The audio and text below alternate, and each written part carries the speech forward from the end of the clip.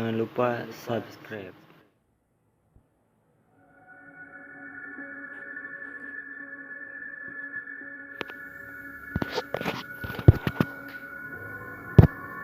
Assalamualaikum warahmatullahi wabarakatuh. Selamat malam buat kalian yang melihat atau mendengarkan video di channel ini.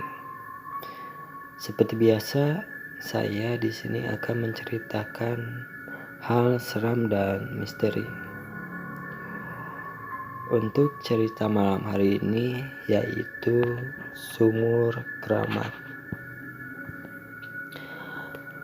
Sore itu aku bersama teman-temanku sedang bermain bola di salah satu lapangan yang berada di kampungku.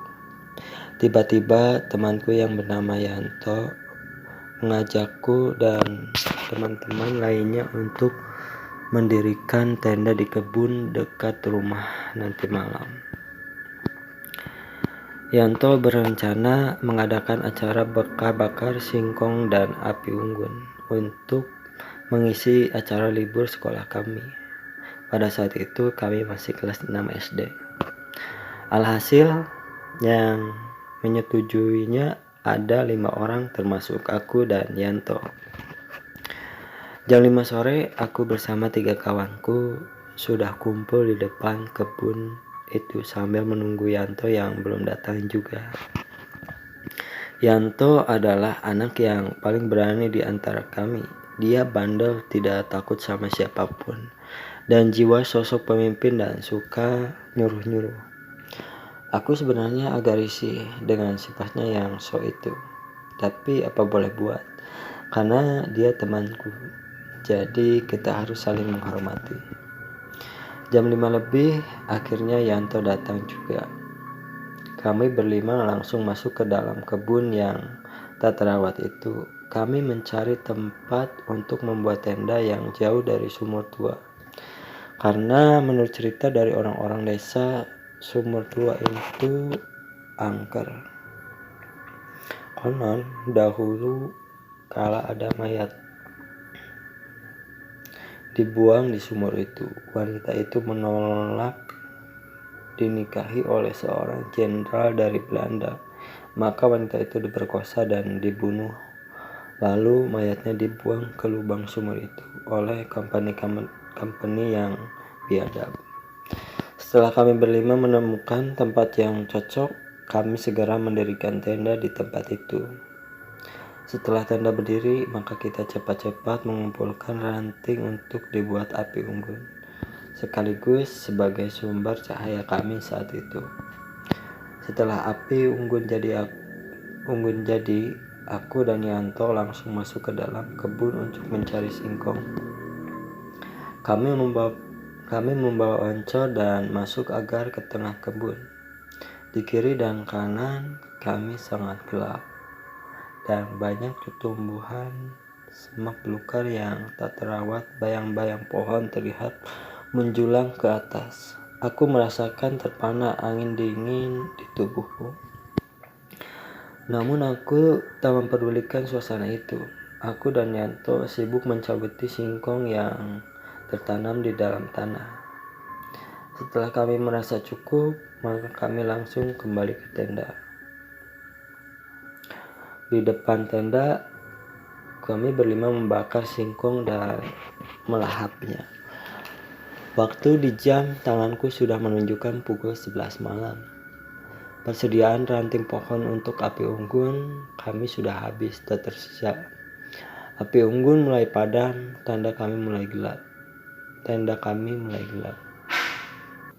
Di sekitar tenda kami tidak ada pohon besar. Jadi untuk mencari ranting pohon, kami harus masuk ke tengah kebun yang banyak pepohonan besar yang menjatuhkan rantingnya. Yanto langsung mengajakku untuk masuk ke tengah kebun itu. Sebenarnya aku sangat takut. Namun karena dipaksa oleh Yanto, akhirnya aku ikut dia untuk mencari ranting ke tengah-tengah kebun yang dekat dengan sumur tua itu.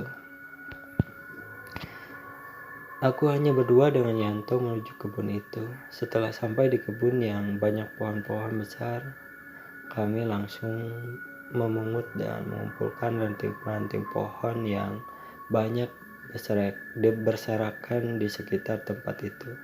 "Yan, ayo cepatlah. Aku takut nih," ujarku kepada Yanto. "Kamu takut sama siapa, Ji?" "Sama hantu, sama sumur itu. Suruh sini aja hantunya, nanti tak ajak main bola," ujar Yanto dengan nada yang menantang. "Wah, parah kamu," ujarku sambil tengok kanan kiri ketakutan. Angin berembus cukup kencang dan kami terus saja ngumpulin ranting-ranting pohon. Dan aku kaget. Aku baru menyadari ternyata kami sudah berada di tempat sumur tua yang angker itu. Tiba-tiba angin berhenti dan suasana menjadi hening. Di pinggir sumur itu nampak banyak sekali sesajen dan tempat kemenyan. "Ci, aku mau buang air kecil dulu," ujar Yanto. Tanpa menjawab, aku teruskan saja mengumpulkan ranting. Suasananya tak nyaman menyelimuti perasaanku kala itu. Dan tiba-tiba ada cahaya putih tipis yang keluar dari dalam sumur angker itu. Dengan cepat cahaya putih itu berubah menjadi sesosok wanita yang berpakaian adat Jawa.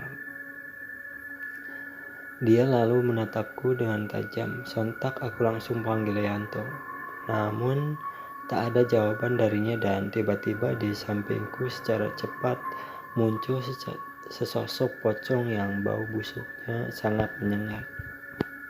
Dengan wajah yang mengerikan, di mata, hidung, dan mulutnya terdapat belatung yang kotor dan menjijikan.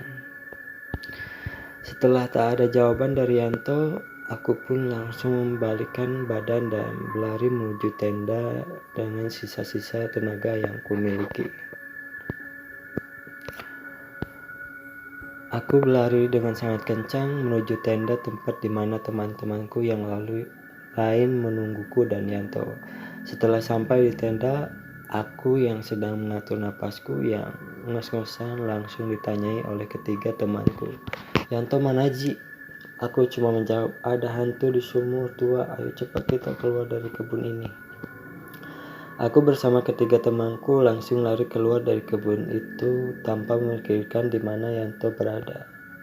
Setelah sampai di rumah, saat itu orang tuaku sudah tidur. Terpaksa aku bangunkan mereka dalam keadaan mencekam itu. Setelah ayahku bangun, aku langsung bilang bahwa si Yanto hilang di kebun dan aku baru saja lihat setan di sumur tua itu. Ayahku langsung kaget. "Kenapa kamu mendekati sumur itu?" "Ya sudahlah, ayo ke rumah Pak RT," ajak ayahku. Langsung saja aku bersama teman-temanku dan ayahku bergegas ke rumah Pak RT. Tak lama kemudian Pak RT mengumpulkan seluruh warga kampung dan seorang kiai di kampungku. Semua warga sudah berkumpul dan membawa peralatan dapur untuk dikumpul sehingga menimbulkan suara yang berbisik. Kata Pak Kiai, si Yanto diculik Bawa Gombel. Bawa Gombel adalah sosok makhluk halus yang mewujudkan seperti manusia, bertubuh tabun, berbaju kompang-camping dan suka menculik anak-anak. Setelah semua warga masuk ke kebun itu, langsung saja mereka mulai memukuli alat-alat dapur yang mereka bawa sambil membawa oncor dan mengucapkan kalimat syahadat. Kami semua langsung mencari si Yanto ke segala arah di semua sudut kebun itu. Jam sudah menunjukkan pukul 12:30 dini hari. Tiba-tiba angin berhembus sangat kencang sekali dan terdengar suara tawa seorang perempuan yang sangat memekakan telingaku. Namun lama-kelamaan suara itu hilang. Dan tiba-tiba salah seorang warga menemukan Yanto dalam keadaan pingsan yang tergantung di pohon bambu. Setelah si Yanto berhasil diturunkan, bajunya terlihat sangat kotor dan baunya tidak sedap, menyengat di rongga penciuman semua warga. Semenjak kejadian itu, ada peraturan dari kepala kampung kalau semua warga tak boleh masuk ke dalam kebun yang ada sumur tua yang angker itu. Setelah seminggu, si Yanto baru keluar main lagi dan bergabung bareng teman-teman yang lain. Sekarang Yanto jadi orang yang pendiam sekali. Aku langsung menanyainya dia kenapa menghilang saat mencari ranting pohon waktu itu. Yanto menjawab, sewaktu aku mau buang air kecil, aku langsung menuju ke semak belukar dan pas di bawah pohon itu, aku segera buang air kecil. Tapi pas aku buang air kecil, tiba-tiba ada sosok wanita bertubuh besar dan bajunya kompang-camping. Dia berada di atas pohon dan menatap tajam ke arahku.